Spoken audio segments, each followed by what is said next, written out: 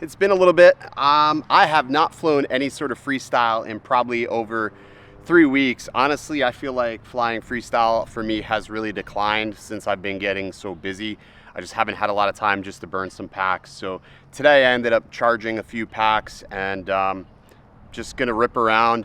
I've been pretty inspired recently just watching some of my buddies just fly basically every single day, like my buddy Doom and Envious FPV. They're just like, they're ripping basically daily. And there's honestly no excuse why I can't put in at least 3 packs a day.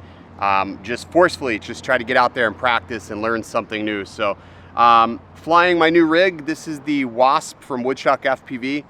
It's an absolute tank.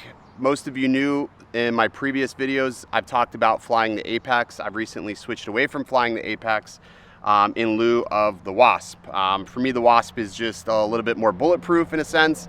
And it also will hopefully prevent me from damaging so many motors. With the Apex, I felt like I was going through motors like crazy, and I tried so many different motors thinking it was the motor, and I think it's just the arms don't have enough of frame protection. It's honestly, it's no fault of the frame, it's just when you crash, things like that will happen. So this has a little bit more motor protection. I am using the major Wasp motors on here, and so far so good. I really haven't had any issues with them.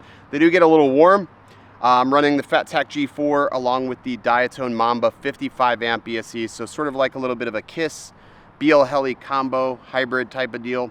And then of course the Action 2 is the action camera that I've been using, and I've been pretty happy with it. So no stabilization on any of this footage, decent alike, and anyways, hope you guys enjoy.